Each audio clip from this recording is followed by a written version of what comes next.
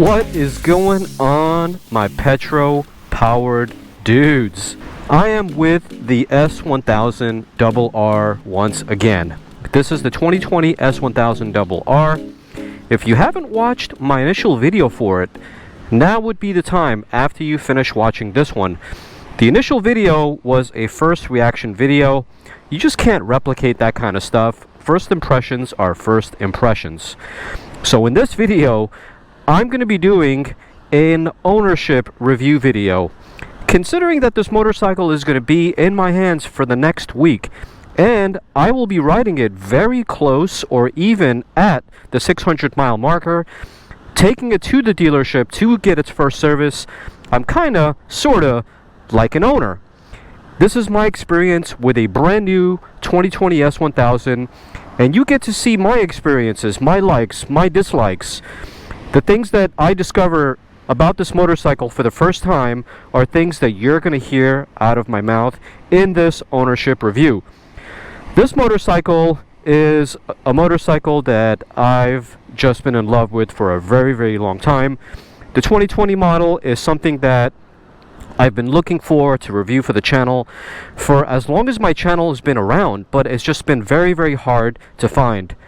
My man over at BMW Motorcycles of San Diego, Gary, was seriously cool enough to let me borrow this motorcycle for an entire week.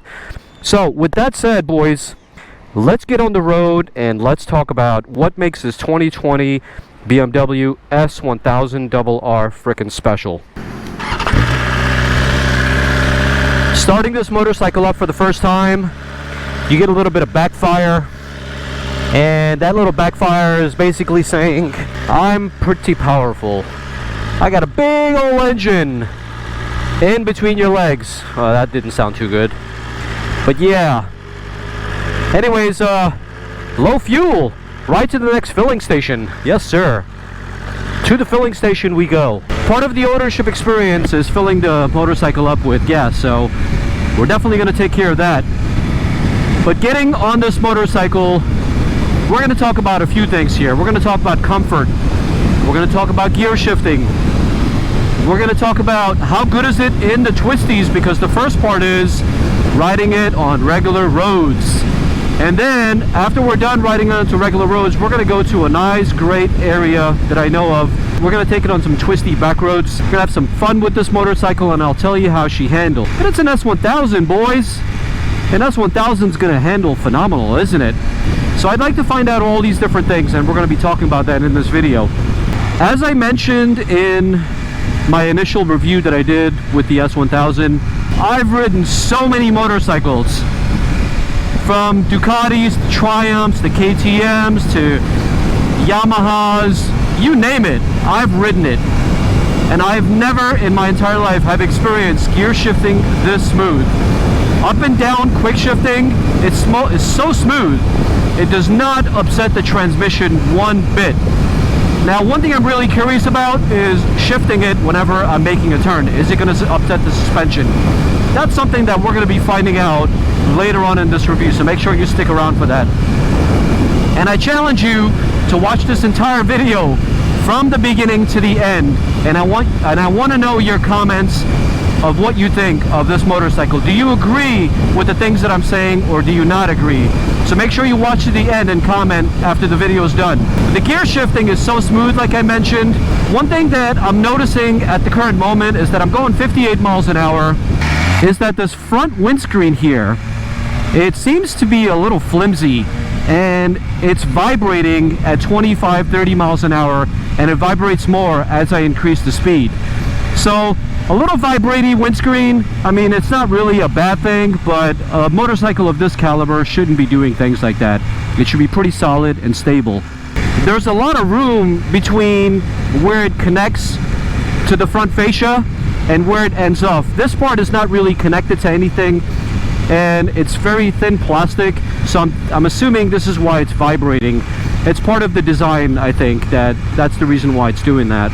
But nonetheless, it's not a deal breaker in my book. It wouldn't be a reason why I wouldn't buy this bike, but pointing out small little things that make it a part of the ownership experience. The second thing I want to point out is that These mirrors are so easy to see out of.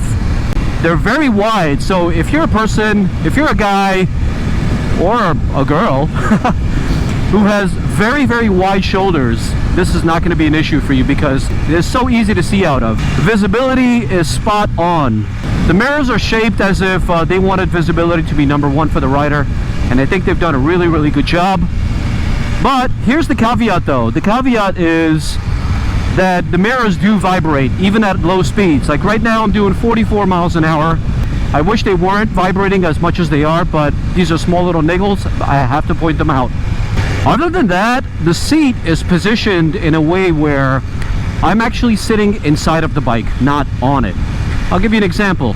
My 959, even though it wasn't equipped before, I'm talking previously, I had the regular default seat that the bike came with. It still felt as if I was still sitting on the bike, literally right on top of it in a plank position. With this bike, I feel like I'm sitting inside of it because the tank is pretty high up and I'm kind of like in between the rear pillion seat as well as the tank, and you're kind of like looking from the top up. So I feel like I'm sitting in this bike, not on top of it, which is a good thing because that also means that ergonomically this bike is super comfortable, and it really is, because I feel like it's not very aggressive. I rode that ZX6R, that 2019 ZX6R, and this feels very, very similar to that 2019 ZX6R. The ZX6R was super comfortable. I rode it for an entire week, put about 450 miles on the bike in the entire week, which I'm assuming is going to be similar to how I'm going to do it with this bike. But I was so comfortable with that bike, not for a moment that I feel like I was tired, not for a moment that I feel that my back was tired. It was a very, very comfortable position, and I was very happy to ride that bike because it sounded good and it was very comfortable. Alright, let's put some gas in this baby because it is Thursday. So it's telling me that I am 18 miles to empty. Now you see, that's the difference between buying a BMW bike and something like a Ducati Panigale.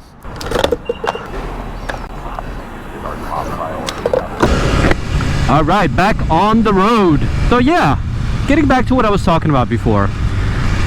Ergonomically, this bike is so friendly for the street, I'm noticing.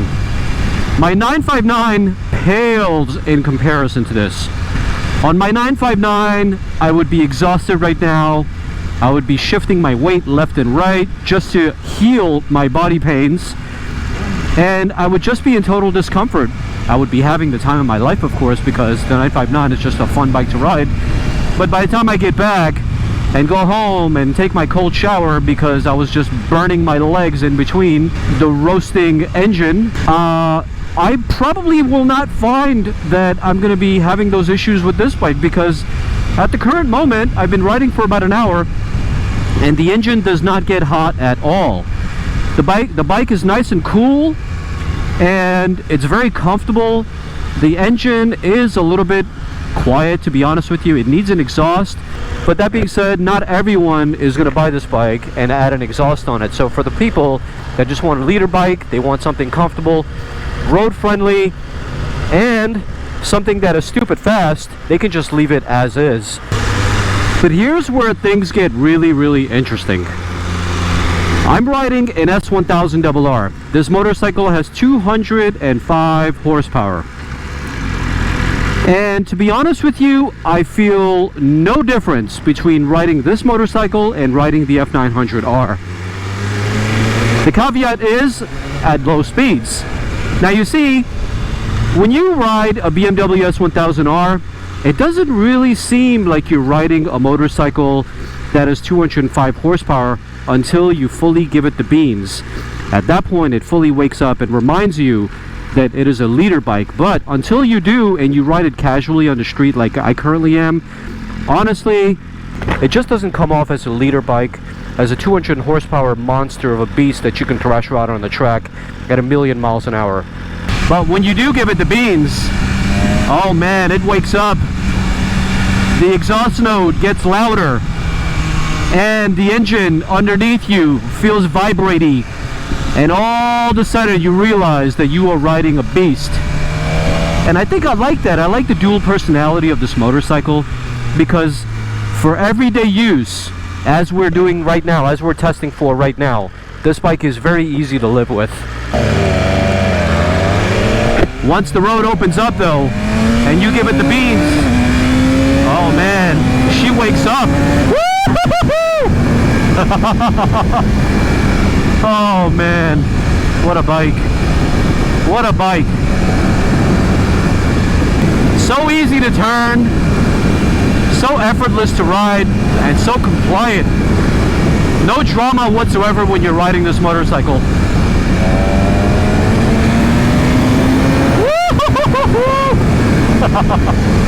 Oh man, I felt that rush pushing me back. The emotions of speed are definitely evident with this motorcycle. And this is why I love riding motorcycles, man. I can never ever ride a cruiser. Don't ever give me one. Even if you give it to me for free, I will sell it on Cycle Trader and buy one of these. Oh man, feels good. Feels really good, boys. So I think we're pretty much done with the road test version of this review, because there's going to be many more videos coming, and I just don't want to become redundant in what I tell you guys. There's still a full review coming. The next chapter in this series, after this video is finished and the next one releases, is going to be a 959 versus S1000RR. I'm going to end the road test here, and we're going to start it back up once we get to the twisty roads, and we'll continue from there. 3 hours later. Alright my dudes, we have arrived. Let's get on the road and take her through some twisty nice roads and see how she handles. And I think I will be impressed. Let's find out.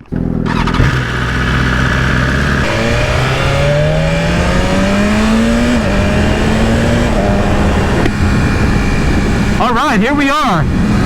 Some nice twisty bit of road.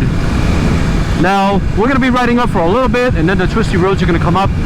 But as far as the riding characteristics of this motorcycle are concerned, it feels very light and very flickable. Now, this bike does weigh 435 pounds, but I am astonished how they get this bike to feel this light and this nimble. My F900R, for a basis of comparison, even though it's not a leader bike or a sport bike for that matter, it's more of a naked than anything else, naked sport bike, was 465 pounds. So I think the BMW DNA is in this bike, and that BMW DNA is what sets this apart from the competition. Because quite honestly, I've yet to do this test, and I will, but quite honestly, this feels like my 600 class bike, my brand new Yamaha R6. It is astonishing how flickable this bike is. Now, I can only imagine if I had the M Sport package version of this motorcycle. Once again, the downshifting is ultra smooth. Oh yes! Oh yes! Oh goodness! In the twisties, this bike is so good. I could only imagine taking it to the track. My God!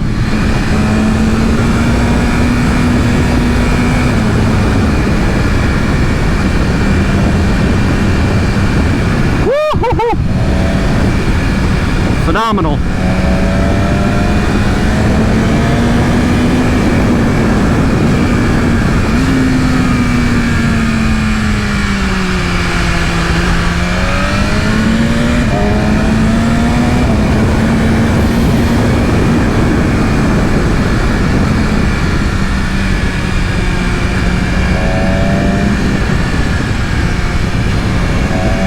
The steering is so direct. It is so responsive, so smooth. You point and it just shoots. So easily tossable. Wow. This thing corners so well. It's almost like a housefly. Oh man.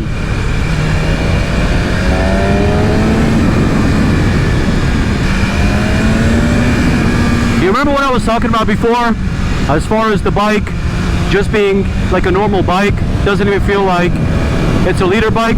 Well, that's changed a whole lot, because now this bike all of a sudden feels like an S1000RR. In the twisties, this bike is transformed. Its double personality switched. It's kind of like Jekyll and Mr. Hyde. Right now, I am writing something exciting. And mind you, I'm not even going past 8,000 RPM because this bike is currently locked.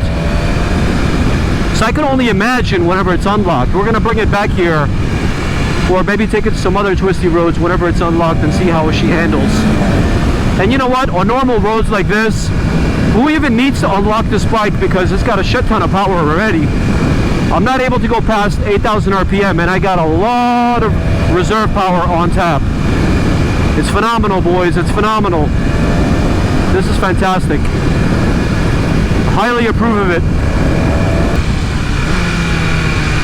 Oh man, what a rush this bike is. What a rush. Oh man, what a fantastic bike. So, if I need to make a point about this motorcycle is that not only is it road friendly for the street, just riding every day, going back to work, maybe getting a cup of coffee with it on a Sunday, taking it on regular roads here and there, maybe visiting friends, and you don't have to do 1,000,000 miles per hour on this bike because it could just become tame. It doesn't always have to be super fast on an S1000RR. I think this bike is something that you can live with on a day-to-day basis. Ergonomically, like I mentioned before, it's super comfortable, but as you saw, I took it on the twisty roads, and man, this bike feels like a 600 class motorcycle. So I'm very, very curious how BMW does it, how they produce a bike that feels so light and nimble. If you got the answers and you know a little bit more than I do, comment down below. If you disagreed with anything that I talked about in this video, write down in the comments down below and let me know why you disagree with it. I'm really curious to know what your opinions are, if they match mine, or if you have anything else to say about this motorcycle that I didn't say in this ownership experience review. Alright guys, thank you so much for watching. I will catch you on the next episode. See you soon. Bye-bye.